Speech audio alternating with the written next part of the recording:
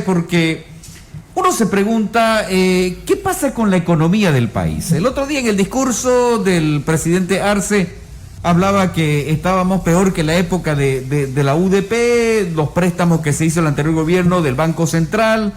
El gobierno dice que va a reducir el IVA, caen los precios de los hidrocarburos a nivel internacional.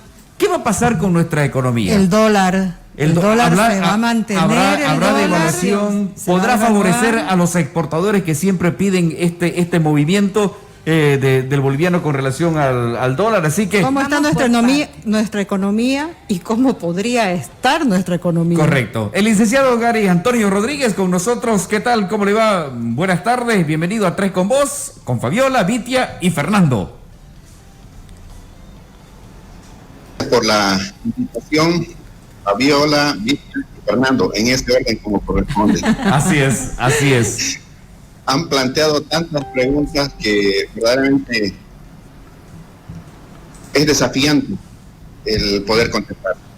Lo que podríamos decir para empezar es de que compartimos la preocupación del primer mandatario en el sentido de que la economía está atravesando por una situación extremadamente difícil.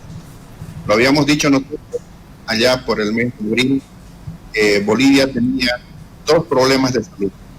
Un problema de salud pública y un problema de la economía. El presidente acaba de decir que la economía boliviana está enferma.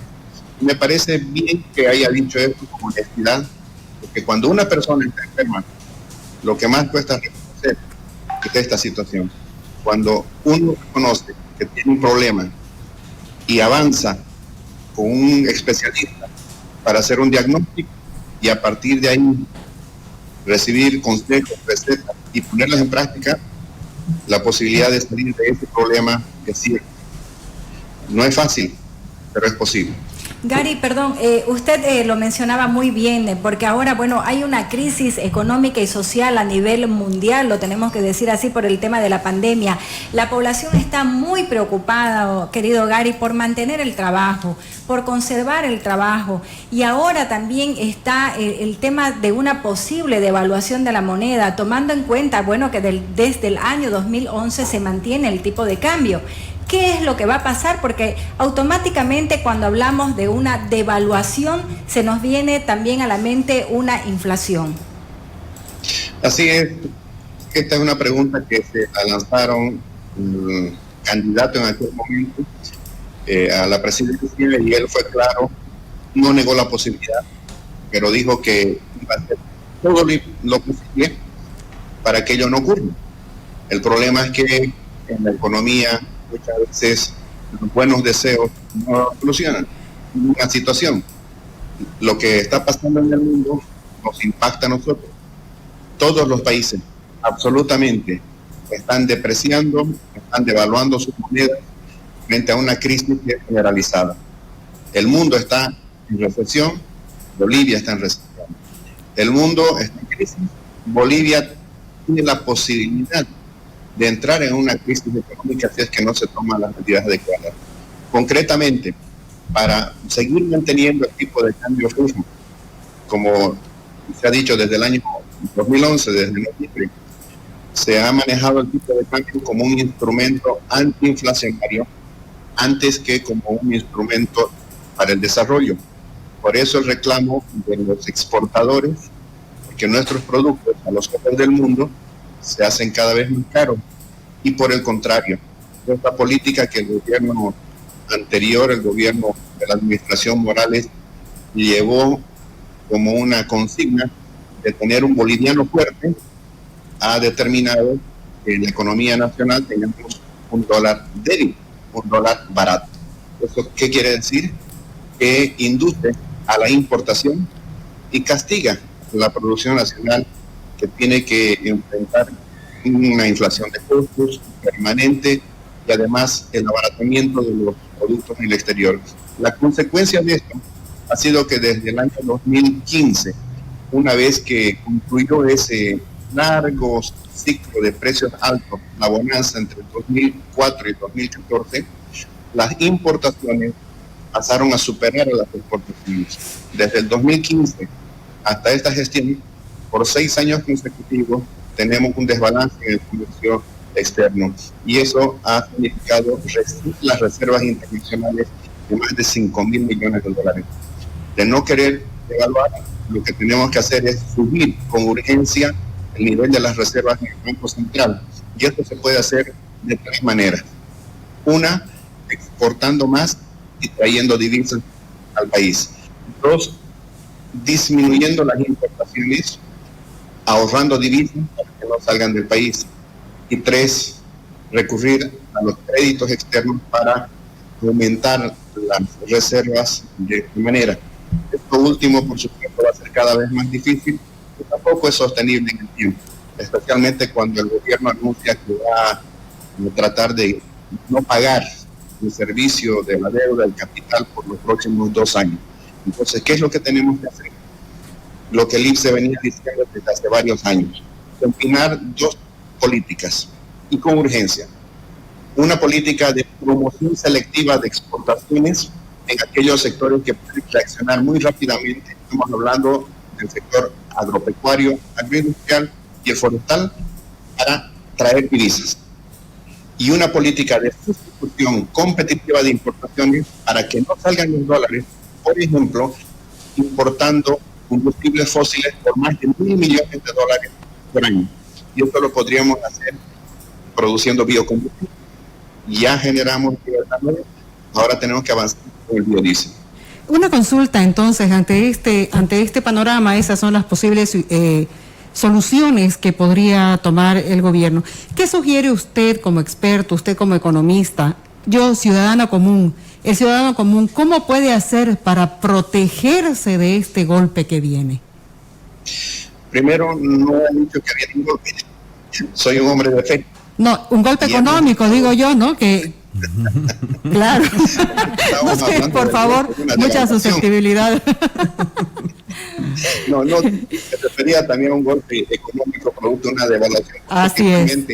Como se ha dicho aquí, cuando hay una devaluación, eso genera presiones inflacionarias y despierta expectativas en la población que muchas veces ocasionan sobre reacciones por acaparar las divisas, y se genera un círculo vicioso que hace que el dólar siga subiendo. Entonces, para evitar ese golpe, lo que tenemos que hacer desde el gobierno es aplicar estas 2 líneas de políticas públicas. En lo que respecta a la población, yo quisiera que se mantengan tranquilos, que confíen que ese gabinete, que tiene un fuerte componente profesional y técnico, nos dé en los próximos días, las próximas semanas, las señales que estamos esperando de que efectivamente no va a ser necesario recurrir a esta situación. De hecho, el nivel de reserva en el Banco Central todavía es importante y no hay una corrida en los bancos, en el sistema financiero, de tal manera que guardemos tranquilidad, reitero, y confiemos en lo que va a hacer el gobierno. En la medida de que tomen las medidas que estamos sugiriendo, no va a haber necesidad de recurrir a una devaluación de nuestra moneda. Ahora, si hay gente que todavía quiere curarse en salud, siempre se dice que para licuar el riesgo es bueno tener una combinación de los ahorros en bolivianos y otra parte en dólares. Gary, para ir cerrando la entrevista, me gustaría conocer su opinión sobre el tema de los bonos. Sabemos que la mayoría de los bonos salen de los ahorros que tienen las empresas del Estado, pero tenemos a BOA que está en déficit. No sé cómo estará Entel, por ejemplo, pero es una de las empresas que siempre aporta para el tema de los bonos. La OPEP proyecta que la caída de los precios de los hidrocarburos todavía se va a mantener hasta mediados del próximo año 2021. Se anuncia los 1.000 o 1.500 bolivianos bonos para el hambre. Es decir, ¿cómo se puede sostener una economía pagando bonos, recurriendo a préstamos internacionales? ¿Es factible esta figura para poder inyectar esos recursos a la economía? ¿Cómo lo podemos mover este tema? Claro, es una ecuación bien difícil, porque los ingresos del Estado están disminuyendo. Bien decía Fernando que van a bajar todavía mucho el precio de las materias primas, de la energía, porque el mundo está entrando en una segunda etapa de contagio con el brote del coronavirus, y ya hay países que otra vez están volviendo a las cuarentenas, a los encierros, y por supuesto que eso hace disminuir la actividad económica. Eso nos va a golpear desde el punto de vista de las exportaciones y también de las importaciones. Por lo tanto, las recaudaciones de tributos aduaneros tenderán a caer.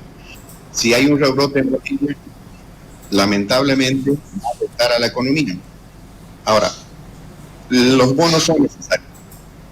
Nosotros apoyamos que haya medidas de política pública para reanimar la demanda, que haya una inyección de recursos en favor de las familias, por lo menos mientras dure esta situación de emergencia.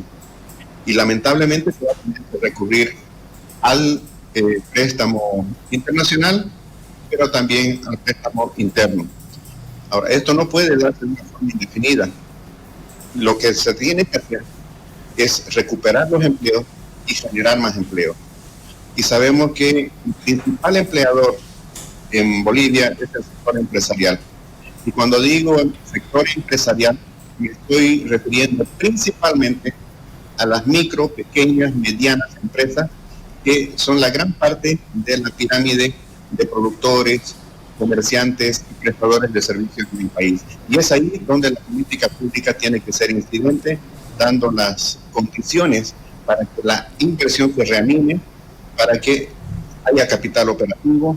Y ahora, por ejemplo, que viene diciembre, en 32 días, entre el 1 de diciembre y el 1 de enero, el sector empresarial va a tener que pagar sueldo de noviembre, aguinaldo, sueldo de diciembre y hacer una provisión de un sueldo por empleado para efectos de desahucio.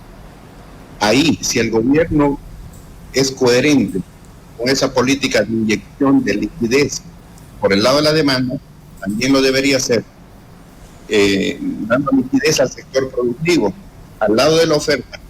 ¿Por qué no pensar ahí en una línea de crédito exclusiva para pagar el aguinaldo con tasa cero? Lo han hecho otros países. No se trata de un bono, simplemente de un empréstito que el empresariado va a devolver.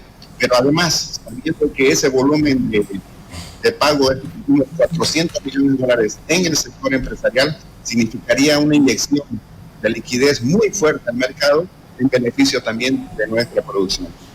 Bueno, muchísimas gracias, Gary, por haber estado con nosotros hoy en Tres con Vos, a darnos un panorama, a ponernos más claro el tema de la economía de nuestro país. Sin duda se vienen meses bastante complicados, pero bueno, hay que remarla y tratar de salir adelante con todo lo que viene ocurriendo, no solamente en Bolivia, sino en el mundo. Le mandamos un abrazo, muchísimas gracias y que pase buenas noches. Muchas gracias.